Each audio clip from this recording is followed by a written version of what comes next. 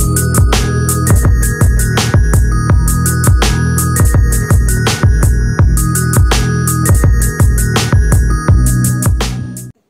teman-teman semua, Assalamualaikum warahmatullahi wabarakatuh. Balik lagi bersama saya Bunda Alia. Gimana nih kabar kalian semua? Semoga sehat selalu ya, amin. Oke, langsung aja ke videonya. Nah, jadi yang pertama di sini saya tuh lagi mau menata uang bulanan. Untuk uang bulanan yang lagi saya tatain ini yang diambil tuh cuman 4 jutaan aja. Nah, kalau yang ditransferin itu sekitar 2 jutaan. Jadi sekarang uang bulanannya itu naik jadi 5,5 karena emang semua kebutuhan tuh sekarang ini lagi pada naik. Nah, untuk uang bayar rumah 2,1 itu udah langsung ditransferin sama Pak suami. Terus untuk uang ngasih orang tua ataupun mertua itu juga langsung ditransferin sama Pak suami. Oke, lanjut. Untuk uang 5,5 biasanya yang pertama tuh ada buat bayar wifi sekitar 317-an. Nah, untuk bayar uang sampah setiap bulannya itu sekitar 70.000. Untuk uang PAM sekarang ini bayarnya itu sekitar 70 ataupun 75-an. Nah, untuk uang galon plus gas tiap bulannya itu sekitar 150.000. Terus lanjut lagi di sini itu ada uang belanja bulanan. Nah, untuk uang belanja bulanan setiap bulannya itu 800.000, tapi nggak saya taruh di sini karena kan kemarin udah saya belanjain ya. Terus ada uang beras. Untuk uang beras setiap bulannya itu sekitar 250.000, tapi biasanya saya tuh belinya beras cuman 2 aja. Nah, untuk uang sisa berasnya itu biasanya buat kebutuhan yang lain. Terus untuk uang pampasnya adik Moren setiap bulannya itu 200.000. Jadi total kalau saya tuh lagi belanja bulanan biasanya habisnya ya sekitar 1.250.000-an. Nah, kalau misalkan uang belanja bulanannya kok lebih dari itu, biasanya ngambil dari uang jatah istri. Nah, untuk uang jatah istri itu bisa dipakai buat apa aja. Oke, lanjut. Di sini ada uang listrik juga ya tadi sebelumnya. Nah, untuk listrik setiap bulan itu sekitar 500 sampai 600 ribuan. Nah, untuk uang listrik itu udah langsung saya beliin di Shopee. Terus untuk uang bensin plus jajannya Pak suami, kata Pak suami sendiri, Pak suami cukup dikasih 150.000 aja setiap minggunya. Jadi untuk setiap bulan ya jadi 600 ribuan. Nah, untuk uang jatah istri itu tuh jatah buat jajan bareng-bareng ya di hari Minggu. Ini di hari Minggunya itu pas Minggu pagi, bukan pas malam Minggu. Nah, kalau jalan-jalan pas malam Minggu itu biasanya pakai uang pribadinya lagi saya ataupun Pak suami sendiri. Nah, untuk uang jatah istri ini masuknya itu sekitar 500 ribuan. Untuk uang belanja mingguan setiap minggunya itu 350.000, kalau setiap bulan jadi 1,4 juta. Nah, lanjut lagi ada uang cukur plus kuotanya Pak suami setiap bulan itu sekitar 100.000. Terus juga ada uang bayar SPP-nya Kakak Alea buat les sama sekolah itu sekitar 200 ribuan. Nah, ada uang arisan juga sekitar 100 ribuan, itu udah saya taruh di sini, tapi biasanya juga langsung saya transferin. Terus biasanya di sekolahnya Kakak Ale juga ada kegiatan gitu kan ya. Nah, kalau misalkan ada kegiatan apa juga nanti minta lagi uang sama Pak suami. Nah, setiap bulannya saya juga nabung di sekolahnya Kakak Alea itu pakai uang pribadi saya sendiri karena nabungnya itu nggak boleh banyak-banyak. Jadi sekarang ini saya nabungnya itu cuma 300.000. Kalau tahun kemarin saya nabungnya itu sekitar 500 ribuan tapi cuma 7 bulan ataupun 8 bulanan doang. Nah, pernah ada yang nanya juga sama saya, Bunda Alia gimana cara menabungnya? Nah, kalau untuk kita, cara menabungnya itu kan ada tuh bayar rumah 2,1. Biasanya dilebihin sama Pak suami jadi 2,6. Biar apa? Jadi biar sewaktu-waktu ada kebutuhan mendesak, kita ngambilnya itu bukan dari uang tabungan terlebih dahulu, tapi ngambilnya itu dari uang yang di situ.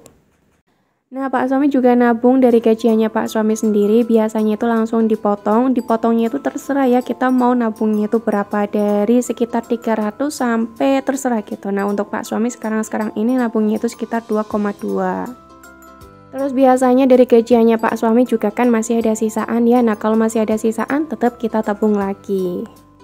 Nah, biasanya kalau kita lagi malam mingguan itu pakai uang saya pribadi ataupun pakai uangnya Pak suami. Biasanya sih kita ganti-gantian gitu. Nah, jadi kalau untuk masalah nabung-menabung itu tergantung dari pribadi masing-masingnya aja. Nah, kalau untuk uang gajian pribadi saya sendiri, Pak suami tuh nggak pernah minta sama sekali. Jadi untuk uang gajian saya ya udah saya yang megang. Tapi kalau untuk uang gajiannya Pak suami ya kita yang megang. Jadi kalau misalkan saya tuh pengen beli-beli apa, ya udah saya pakai uang pribadi saya sendiri gitu. Dan saya juga selalu izin sama Pak suami ya. Kalau misalkan lagi izin sih ya, tapi seringnya itu izin.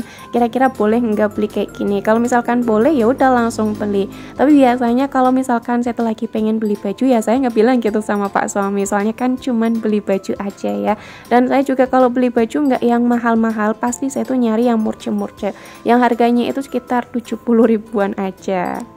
Oke, lanjut lagi ke videonya. Udahan dulu ya ceritanya. Kalau misalkan teman-teman ada yang pengen ditanyakan, boleh banget komen di bawah. Nanti insya Allah bakal saya jawab. Kalau misalkan pertanyaannya itu bukan pertanyaan yang aneh-aneh.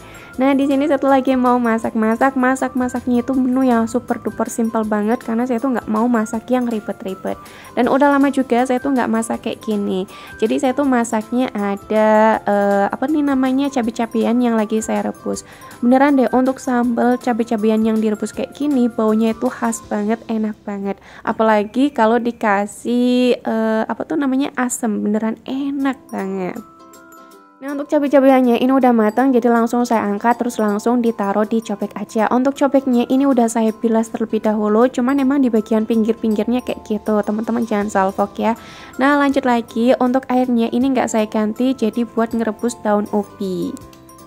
Kalau di kampungnya saya namanya itu daun lengkuk. Ini beneran enak banget deh daun lengkuk tuh. Nah, untuk ngerebusnya nggak perlu lama-lama, cukup berapa ya, 1 menit juga ini udah matang. Nah, kalau untuk ditunggu sebelahnya itu saya lagi ngegoreng ikan panggang. Untuk ikan panggangnya ini tuh ikan panggang yang dibawain mama saya dari kampung. Untuk ikan panggangnya insya Allah tuh bisa bertahan agak lumayan lama ya. Jadi untuk sambalnya di sini saya tuh bakal bikin sambal 2 jenis. Untuk sambal yang pertama ini sambal rebusan. Nah, untuk yang kedua pakainya tuh sambal pecak. Terus tadi saya juga ngegoreng tempe. Nah, untuk bawang merah yang saya goreng tadi itu buat nanti sambal pecak. Nah, untuk sambal rebusnya ini saya cuman pakein garam, micin, gula jawa, sama dipakein terasi. Oh iya, saya lupa banget. Ini saya pas bikin sambal tuh nggak pakai gula jawa karena emang kebetulan gula jawa saya tuh habis. Jadi saya pakainya itu dengan terpaksa gula pasir. Kalau saya pribadi misalkan bikin persambelan lebih suka pakainya tuh gula jawa karena emang lebih enak aja gitu rasanya. Tapi masing-masing juga ya, kadang ada yang suka pakai gula pasir, ada juga yang sukanya pakai gula jawa.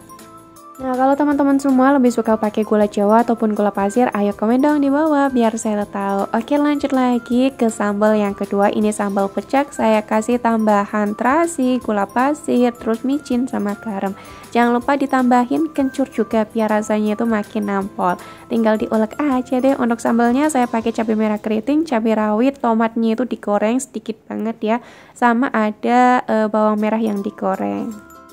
Nah, alhamdulillah semua masakan saya udah selesai. Lanjut lagi, di sini saya tuh lagi mau nyuci piring. Untuk makannya nanti nunggu Pak suami pulang kerja. Untuk masak-masaknya kalau teman-teman tahu ini tuh sekitar jam 8 malam. Nah, Pak suami tuh pulangnya kadang nyampe rumah sekitar jam setengah 9, kadang juga jam 8 malam. Pokoknya nggak tentu gitu, tergantung Pak suami lemburannya itu berapa jam. Kadang kalau misalkan Pak suami pulangnya kemalaman, saya juga kasihan gitu ya sama anak-anak. Tapi ya mau gimana lagi, Pak suami juga nyari uang kan buat anak-anak dan juga istrinya. Nah, kalau pulangnya kemalaman biasanya sih adik moren udah bobo, kadang juga belum, pokoknya tergantung gitu. Kalau untuk kakak Ale biasanya sih matanya itu masih kuat ya, sekarang-sekarang ini nunggu ayahnya itu sampai pulang kerja. Oke, lanjut lagi ke videonya. Nah, untuk video ini video di keesokan harinya. Jadi Pak suami tuh mau ngerakit kursi yang kemarin saya beli. Jadi saya tuh nyoba-nyoba ya beli kursi di Shopee. Untuk kursinya itu yang satu harganya sekitar 130.000, yang satu tuh harganya 140.000. Kenapa harganya beda Bunda Ale? Saya juga kurang tahu gitu kenapa saya check out pakai HP yang satunya kok malah promonya, gratis ongkirnya ataupun diskonnya itu udah nggak ada, adanya diskon yang biasa aja. Yaudahlah ya, nggak apa-apa. Nah, untuk kursinya ini kan emang harganya tuh murce ya, jadi nanti bakal saya kasih review sama kursi putih yang saya beli langsung di Informa, kira-kira gimana untuk perbedaannya. Jadi biar nanti teman-teman mau beli tuh nggak ragu-ragu ya, karena udah saya kasih reviewnya. Nah untuk perakitannya ini Pak suami tuh ngeliat di YouTube, karena kalau misalkan ngeliat di kertasnya kayak kurang memahami gitu. Nah untuk kursi di Informa Persatuan harganya itu 250.000. Oke lanjut, untuk kursi putih yang saya beli di Informa, kalau menurut saya pribadi waktu saya duduk ini kokoh banget, nggak goyang-goyang sama sekali. Terus di bagian tempat duduknya yang warna putih, saya kurang tahu namanya itu apa, itu juga kokoh banget. Di bagian kaki-kakinya itu juga kokoh banget kayunya, pokoknya beda sama kursi saya yang warna hitam ini. Nah kalau untuk kursi saya yang warna hitam ini, jadi ketika didudukin kayak agak ngembal dikit gitu loh. Nah begitu aja reviewnya, kalau ada yang ditanyakan bisa komen di bawah. Wassalamualaikum warahmatullahi wabarakatuh.